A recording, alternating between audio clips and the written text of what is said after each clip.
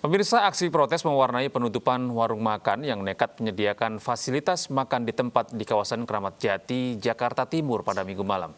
5 warung makan ditutup paksa petugas karena melanggar protokol kesehatan.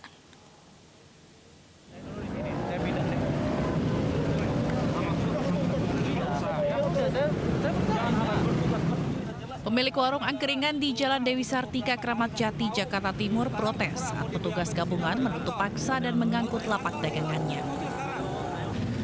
Sebelumnya, pemilik warung angkringan ini berupaya membereskan bangku dan meja yang digunakan sejumlah pelanggan yang makan di tempat saat petugas datang. Selain menyalahi aturan, warung angkringan yang terkena operasi justisi dianggap kerap menimbulkan kerumunan hingga melanggar protokol kesehatan. Agak rame kan di situ. Terus ya udah mau PP ya. Kita berusaha untuk inilah. Kerja sama dengan baik. Tapi kan udah ada peraturan abang tidak boleh makan di tempat. Kenapa abang melanggar sendiri nih bang? Ya kadang-kadang kalau ada teman gitu susah mas. Kita buat musir kadang-kadang kayak. Iya, tapi kan sebagai teman juga kan abang seharusnya jangan mengiyakan makan di situ bang. Iya, kami kadang-kadang udah mengingatkan pak.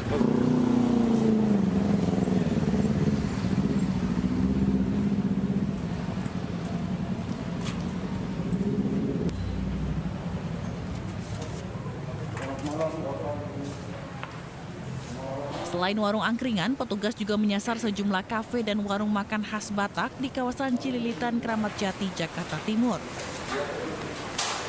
Dalam razia ini, sedikitnya 5 warung makan dan kafe yang melanggar aturan PSBB ketat ditutup sementara selama 3 hari ke depan. Petugas mengancam akan menerapkan sanksi denda sebesar Rp50 juta apabila warung makan tersebut kembali melanggar aturan masa PSBB ketat. Dari Jakarta, Rio Manik, iNews melaporkan.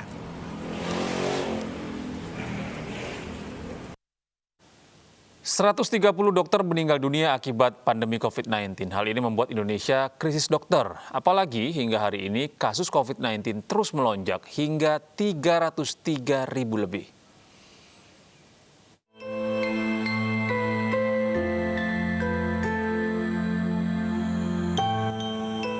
Jumlah tenaga kesehatan yang meninggal dunia akibat COVID-19 terus bertambah.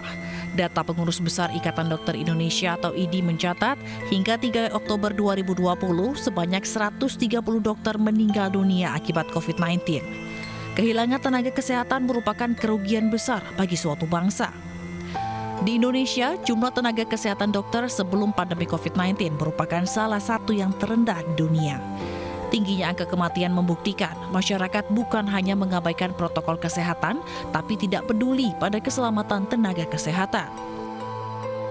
Yang memprihatinkan adalah meski pemerintah dan banyak pihak yang sudah gencar menyampaikan pentingnya protokol kesehatan, namun jumlah kematian tenaga kesehatan, terutama dokter ini semakin bertambah pesat. Dan kita tahu angka kematian yang cepat ini membuktikan bahwa masyarakat tidak hanya abai terhadap pelaksanaan protokol kesehatan. IDI berharap masyarakat tidak menganggap remeh pandemi ini. IDI meminta warga mengikuti anjuran protokol kesehatan dengan mencuci tangan, menjaga jarak aman, serta menggunakan masker dalam beraktivitas selama pandemi belum berakhir. Tim Liputan iNews melaporkan.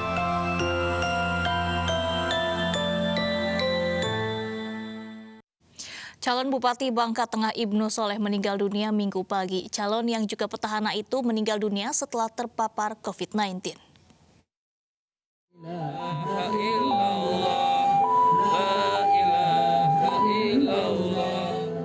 Setelah sempat dirawat di Rumah Sakit Bakti Timah sejak 1 Oktober kemarin, calon Bupati Bangka Tengah Ibnu Soleh dinyatakan meninggal dunia Minggu dini hari.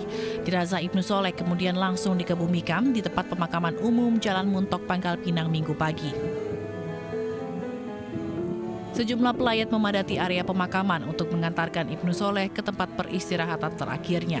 Sebelum meninggal, calon Bupati sekaligus petahana ini dinyatakan positif COVID-19.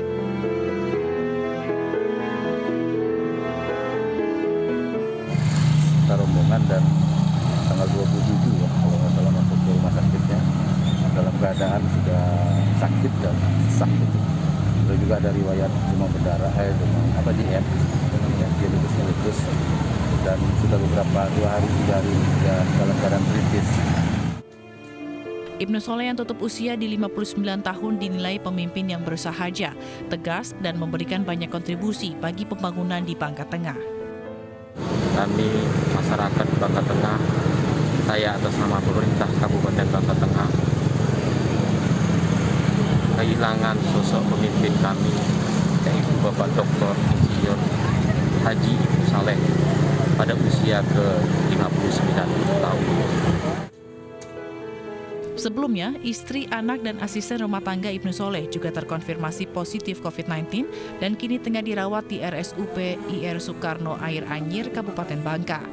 Dari Pangkal Pinang, Bangka Belitung, Haryanto, iNews melaporkan.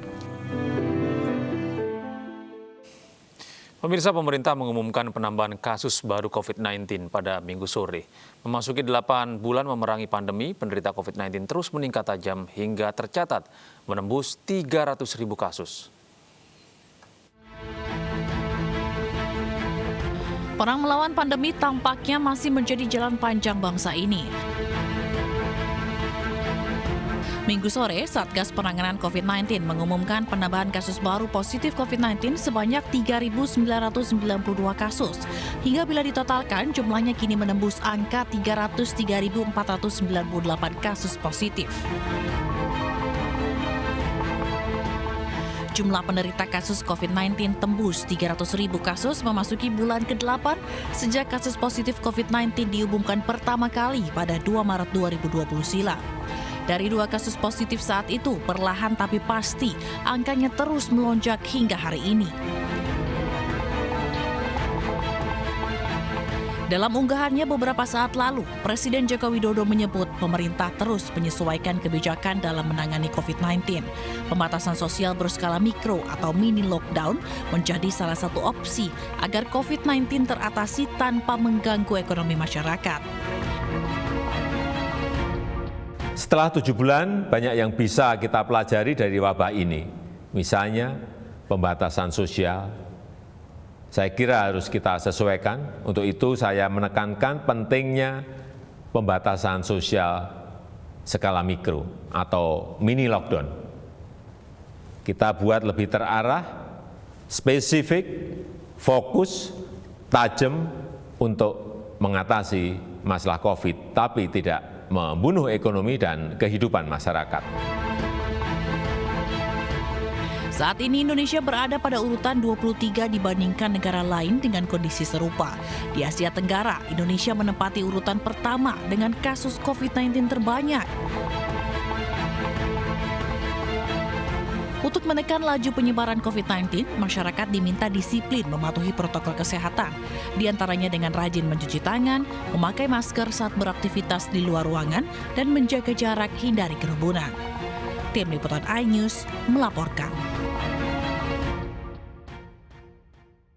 Arab Saudi telah membuka kembali ibadah umroh sejak 4 Oktober 2020 untuk warga lokal. Rencananya bulan depan ibadah umroh untuk jemaah luar negeri. Pemerintah Indonesia berupaya agar jemaah Indonesia bisa beribadah umroh yang dilaksanakan di tengah pandemi.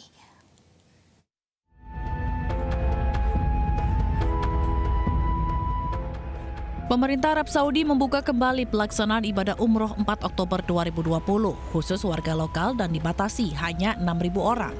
Kapasitas jemaah umroh harian akan ditingkatkan menjadi 75%. Setelah 2 pekan, yakni sebanyak 15.000 jemaah umroh dan 40.000 jemaah sholat 5 waktu pada 18 Oktober 2020.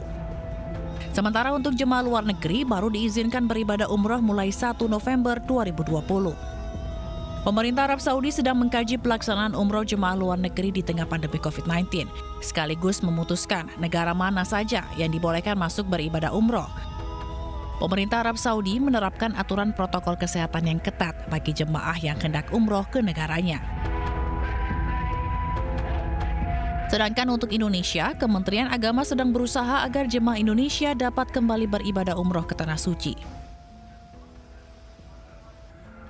Nah, kita berdoa, kita koordinasi terus komunikasi dengan pemerintah Arab Saudi agar supaya Indonesia bisa masuk dalam rilis dari Kementerian Kesehatan.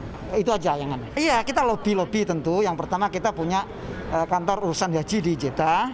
representasi dari pemerintah kita, punya konjen, punya dubes, itu yang akan melaksanakan komunikasi dan lobby kepada pemerintah Arab Saudi agar supaya Indonesia ini dimasukkan dalam daftar list negara yang diperkenalkan untuk melaksanakan ibadah umrah.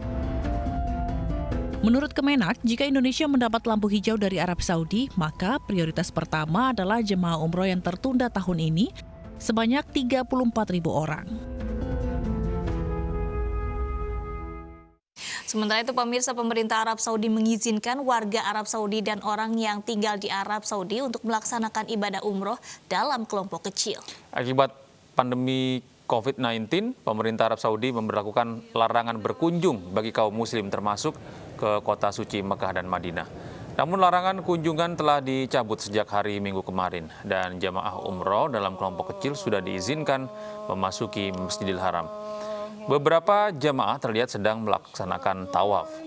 Untuk tahap awal, pemerintah Saudi mengizinkan maksimal 6.000 jamaah untuk memasuki Masjidil Haram dan diutamakan untuk warga dan penduduk Arab Saudi. Sementara itu, Masjidil Haram dibersihkan berulang kali dalam satu hari untuk menjamin kebersihan dan kesehatan para jamaah.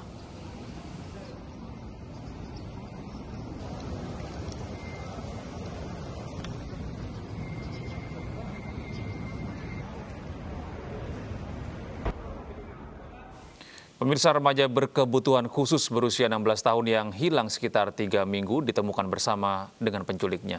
Informasi selengkapnya akan kami hadirkan sesaat lagi. Tetaplah bersama iNews Pagi.